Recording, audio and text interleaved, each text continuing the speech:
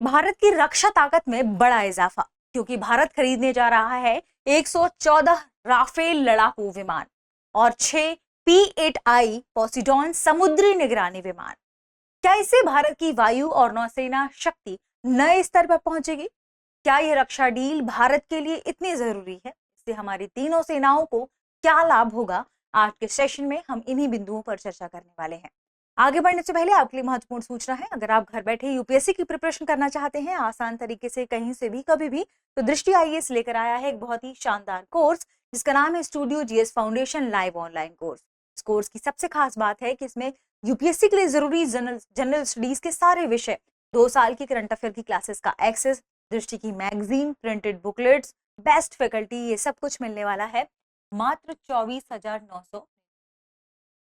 और अगर आप ये फीस भी एक बार में नहीं दे पा रहे तो इस फीस को भी इंस्टॉलमेंट में यानी ईएमआई में भरने की सुविधा है। इसके अलावा अगर आप इस फीस में भी डिस्काउंट चाहते हैं तो कूपन कोड इस्तेमाल करें गीत, GEET गीत। इस कूपन कोड के इस्तेमाल करने से आपको ये कोर्स और भी कम फीस में मिल जाएगा। ध्यान रखिएगा, ये ऑफर सीमित समय के लिए है। इस कोर्स के बारे में आपको कोई भी जानकारी चाहिए आप 87501 पर कॉल करके जानकारी प्राप्त कर सकते हैं। ये कोर्स आपको हिंदी, इंग्लिश और इंग्लिश तीनों मोड्स में मिलेगा। तीनों लिंक्स आपको डिस्क्रिप्शन में दी गई हैं, यानी अगर आप हिंदी, इंग्लिश किसी में भी कोर्स को खरीदना चाहते हैं तो आप डिस्क्रिप्शन में लिंक को क्लिक करेंगे, आप कहां पहुंच जाएंगे? दृष्टि लर्निंग ऐप के स्टूडियो जीएस फाउंडेशन कोर्स पे। वहां पर एक कूपन कोड वाली स्लाइड होगी जिसमें लिखा होगा कूपन अप्लाई करने वाला कूपन कोड, वहां ये कोड अप्लाई करके कम फीस पे आप ये कोर्स खरीद सकते हैं। तो ऑफर का लाभ उठाइए क्योंकि ये सीमित समय के लिए है। मान लीजिए आपने कोर्स खरीद लिया, फिर आपका मन हो कि आप दृष्टि के किसी ऑफलाइन सेंटर में जाकर क्लास करें। दृष्टि के किसी भी ऑफलाइन सेंटर में जाकर क्लास करेंगे, वहां की क्लास में जो भी फीस है उस फीस में ये फीस डिस्काउंटेड हो जाएगी, यानी ये कोर्स आपको मिल रहा है बिल्कुल फ्री। इसका लाभ उठाइए और तैयारी अभी से शुरू कर दीजिए। आगे बढ़ते हैं और देखते हैं हमारी आज की खबर को, जो कि संबंधित है किससे? हाल ही में भारत की डिफेंस एक्विजिशन काउंसिल ने एक बड़ा सैन्य खरीद प्रस्ताव मंजूर किया है, जिसमें शामिल है 114 राफेल लड़ाकू विमान फ्रांस से खरीदने की बात की गई है। इसके अलावा 6 P-8I पोसिडॉन भी खरीदने की बात की गई है। थल सेना के लेवल पर भी कुछ खरीदने शामिल है और हमने वायुसेना को भी मजबूत करने के अलावा हमारी नौसेना के लिए भी कुछ खरीदों की बात कही है। ये क्या क्या है आज के सेशन में हम यही जानेंगे। सबसे इंपॉर्टेंट बात कि जो भारत की डिफेंस एक्विजिशन काउंसिल है उसने ये रक्षा समझौता ये डील 3.60 लाख करोड़ की, कितने रुपए की है? 3.60 लाख करोड़, यानी जितने भी हमारे रक्षा समझौते हैं, रक्षा की जो वस्तुएं जो चीजें हमें खरीदनी है वो इतने का पूरा टोटल डील है। ये सैन्य खरीद का प्रस्ताव क्या हो गया है? मंजूर हो गया है। सैन्य खरीद का प्रस्ताव किसकी तरफ से? डिफेंस एक्विजिशन काउंसिल की तरफ से। ये भी नोट कर लेना है आपको। क्यों? इसलिए भी क्योंकि अभी आगे हम एक और चर्चा करेंगे कि कब ये एक्सेप्ट होगा काउंसिल।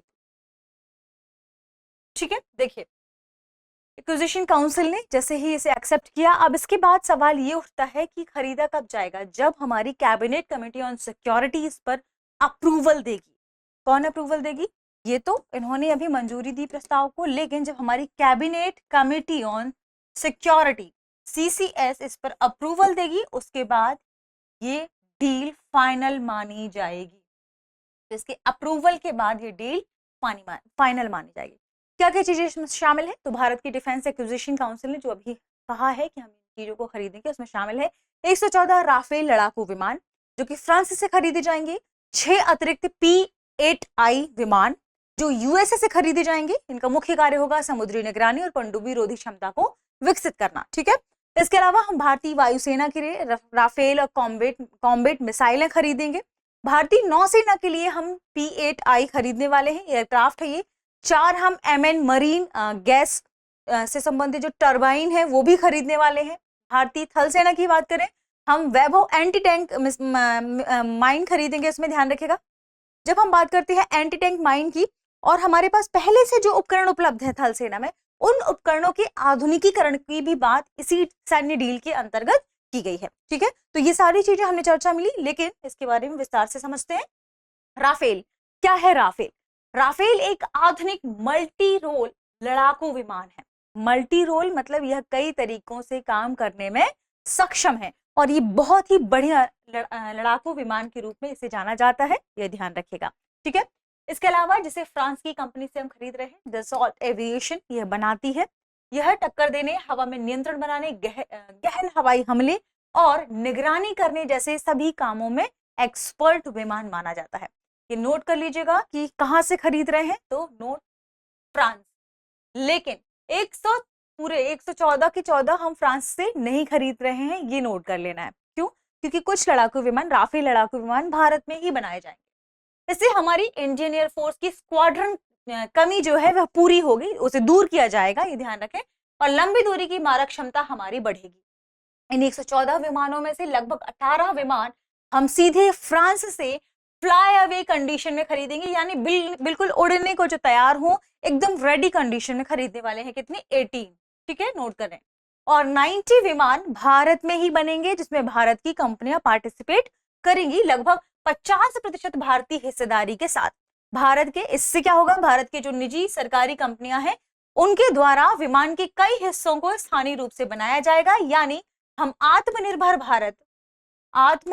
भारत और मेक इन इंडिया को प्रमोट करेंगे। मेक इन इंडिया को प्रमोट करेंगे, ठीक है। इससे मेक इन इंडिया अभियान को भी मजबूती मिलेगी। और अंतिम मंजूरी कौन देने वाला है इससे संबंधित? Cabinet committee on security. तो अंतिम मंजूरी इन्हीं से मिलेगी। भारत के पास अगर ये मंजूरी मिलती है तो 176 राफेल विमान हो सकते हैं आगे आने वाले समय में, ठीक है। ये राफेल के बारे में बात की। अब बात करते हैं भारतीय वायुसेना में और क्या चीजें शामिल हैं। 114 राफेल लड़ाकू विमान, जिसके बारे में भी हमने देखा। 114 हम कहाँ से लेंगे? मल्टी रोल फाइटर, ये एयरक्राफ्ट है जो हम फ्रांस से लेंगे। दूसरा है कॉम्बैट मिसाइलें लेने वाले हैं। इसी रक्षा समझौते में, या आप कह सकते हैं सैन्य खरीद में, क्या शामिल है? स्टैंड ऑफ सटीक हमला करने की क्षमता वाले कॉम्बैट मिसाइलें, जो दुश्मनों के ठिकानों पर गहरी और सटीक स्ट्राइक की आप कह सकते हैं कैपेसिटी रखते हैं। इन्हें संभव बनाने में ये कॉम्बैट मिसाइलें इंपॉर्टेंट है, ठीक है। इसके अलावा हम बात कर लेते हैं और क्या चीजें शामिल है। तो ASHAPS, एसहैप्स जिसे कहा जा रहा है, इसका फुल फॉर्म क्या है? Airship based high altitude pseudo satellite. ये क्या है? Airship based high altitude pseudo satellite. देखिए, छत में सैटेलाइट का मतलब है जिसे बहुत आसानी तरीके से नहीं देखा जा सकता, नहीं पहचाना जा सकता, और ये निगरानी के लिए भी काम करती है। तो इसी का शॉर्ट फॉर्म है ASHAPS, ठीक है। तो एयरशिप बेस्ड यानी एक ऐसा प्लेटफॉर्म जो भारत के वायुमंडल में ही है, भारत के वायुमंडल में रहते हुए कुछ किलोमीटर तक यह आसपास घूमता है, यानी सैटेलाइट की तरह काम कर रहा है, और निगरानी की व्यवस्था भी इसके भीतर शामिल है, ठीक है। ध्यान रखें, एक प्लेटफॉर्म है, यानी यह एक ऊंचाई पर लंबे समय तक उड़ने वाला प्लेटफॉर्म है, जिसका काम है क्या? ISR यानी इंटेलिजेंस, सर्वेलेंस एंड रिकॉनेसेंस। इसका मतलब है कि, और इसके अलावा ये टेलीकॉम के लिए भी काम करेगा, ये रिमोट सेंसिंग के लिए भी काम करेगा। यह अंतरिक्ष में नहीं है, लेकिन सैटेलाइट जैसी सेवाएं प्रदान करेगा, ठीक है। तो ये आपको नोट कर लेना है। इन तीनों शब्द में आपको नोट क्या करना है? इंटेलिजेंस, सर्वेलेंस, क्योंकि देखो ये टोहे के रूप में भी काम कर रहा है, यानी जो दुश्मन के जितने भी इक्विपमेंट्स हैं उनको ढूंढना, देखना, निगरानी के रूप में काम करना, तो ये सारी चीजें इसके भीतर शामिल हैं। इसके अलावा टेलीकॉम और रिमोट सेंसिंग तकनीक है इसमें, इसकी भी ये हेल्प देगा। निगरानी, संचार और डेटा ट्रांसमिशन का भी ये काम करेगा। फिर बात कर लेते हैं अगले हमारे सेक्शन की, जो कि जुड़ा है किससे? हमारे नौसेना से। इंडियन नेवी में क्या क्या चीजें होने वाली हैं बदलाव? तो सबसे पहले हम उसमें लेंगे 6 अतिरिक्त P8I विमान, ठीक है। एक ऐसा एयरक्राफ्ट जो एंटी सबमरीन वॉरफेयर के रूप में काम करेगा। एंटी सबमरीन वॉरफेयर के रूप में कैसे काम करेगा? यह हम लेने वाले हैं अमेरिका से, ठीक है। ये 6 नए होंगे, जिन्हें long range maritime resonance aircraft कहा जा रहा है, ठीक है। ये एंटी सबमरीन वॉरफेयर यानी पनडुब्बी रोधी और समुद्री निगरानी, समुद्री स्ट्राइक क्षमता को बढ़ाने में सक्षम होगा, समुद्र की निगरानी करेगा। इसमें देखिए इंपॉर्टेंट बात क्या है कि IR जो टेक्नोलॉजी है, इंफ्रारेड टेक्नोलॉजी है, उससे हम अपने आसपास के जो समुद्री क्षेत्र हैं उसमें किसी दूसरे देश का कोई पनडुब्बी तो नहीं है, कोई दूसरा देश हमारे हमारी जल की बाउंड्री है उसको क्रॉस तो नहीं कर रहा है, किसी तरीके से हमें भविष्य में संकट का सामना तो नहीं करना पड़ेगा, इसकी निगरानी के लिए हम इसको रखेंगे। फिर नेक्स्ट है 4MN मरीन गैस, ये भी ध्यान रखें, टरबाइन जनरेटर। ये क्या है? Turbine generator, gas turbine generator क्या है? नौसेना और उससे संबंधित जो भी जहाजें हैं, नौसेना जहाजों की बात जब की जाती है तो ये उनके लिए स्वदेशी रूप से निर्मित किया जाएगा। ध्यान रखिएगा, इसका मुख्य उद्देश्य है कि हम इनके लिए स्वदेशी रूप से बिजली का उत्पादन करें। ठीक है, तो इसलिए 4 मेगावाट का मरीन गैस टरबाइन जनरेटर हम इस रक्षा खरीद में शामिल करेंगे, जिसमें हम डिफेंस एक्विजिशन प्रोसीजर 2020 के मेक फर्स्ट श्रेणी में ये शामिल था और इसकी अब यहाँ पर सैन्य खरीद की बात चल रही है। नौसेना के जहाजों के लिए स्वदेशी बिजली उत्पादन प्रणाली इससे संभव हो पाएगी, विदेशी निर्भरता हमारी कम होगी और आत्मनिर्भरता हमारी बढ़ेगी। नेक्स्ट कौन सा सेशन है? नेक्स्ट है कि हम थल सेना के लिए क्या करने वाले हैं। सबसे पहले वैभव एंटी टैंक माइन, दूसरा पुराने जो हमारे प्लेटफॉर्म्स हैं उन्हें हम वापस आधुनिकीकरण उनका हम करेंगे। तो वैभव एंटी टैंक माइन की बात करें, दुश्मन के टैंक और मैकेनाइज्ड फोर्स को रोकने, उन्हें धीमा करने में यह सक्षम होगा। नोट कर लीजिएगा, इंपॉर्टेंट है। और सबसे इंपॉर्टेंट बात कि जो पुराने हमारे प्लेटफॉर्म्स हैं उन्हें हम वापस से आधुनिक करेंगे, उनमें जो नई नई टेक्नोलॉजी है उन्हें जोड़ेंगे। तो आर्मर्ड रिकवरी व्हीकल, ठीक है, T-72 tank, BMP second infantry combat vehicles, ये सब इनका हम आधुनिकीकरण करेंगे ताकि भविष्य में भी हम इनसे सेवाएं ले पाए। यानी इसका मुख्य उद्देश्य क्या है? सेवा अवधि बढ़ाना और युद्ध तत्परता को बनाए रखना। ऐसी कोई कंडीशन होती है तो हम पहले से अपने जितने भी वॉरहेड्स हैं उन्हें रेडी करके रखें। ठीक है, इसके अलावा भारतीय जो हमारा तटरक्षक बल है उनके लिए भी हम IR सिस्टम से संबंधित जो रडार प्रणाली है वो भी इसी सैन्य समझौते में शामिल करेंगे। आज के सेशन के हम निष्कर्ष के रूप में क्या कह सकते हैं? देखिए, 3.60 लाख करोड़ रुपए का यह जो बजट है, रक्षा निवेश है, कि कहीं ना कहीं हमारी तीनों सेनाओं को, तटरक्षक बलों को बेहतर बनाने में मदद करेगा। वायुसेना की जो फाइटर स्क्वाड्रन है उनकी कमी को हम दूर कर पाएंगे अगर हम ये सारे फाइटर जेट्स को लेते हैं, यानी हमारे फाइटर जेट्स को की दिशा में इस कमी को पूरी करने की दिशा में एक अच्छा कदम इसे माना जा सकता है। अगला, नौसेना की जो समुद्री सुरक्षा है, पनडुब्बी रोधी जो क्षमता है, हम उसे इस रक्षा डील के बाद बढ़ा पाएंगे। थल सेना के उपकरणों का हम आधुनिकीकरण कर पाएंगे, जिससे हमारे आत्मनिर्भर और मेक इन इंडिया दोनों को ही बल मिलेगा, मजबूती मिलेगी। आपको ये सेशन पसंद आया हो तो चैनल को सब्सक्राइब करें और अपने दोस्तों को भी इसे शेयर जरूर करें। यानी ये सारी चीजें जो हम निष्कर्ष के रूप में बात कर चुके हैं, ये सब इंपॉर्टेंट है। प्रश्न क्या है आज का?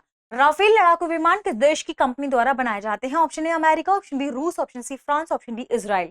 इस प्रश्न का सही जवाब बताएं, साथ में उस कंपनी का नाम भी बताइएगा। शुक्रिया।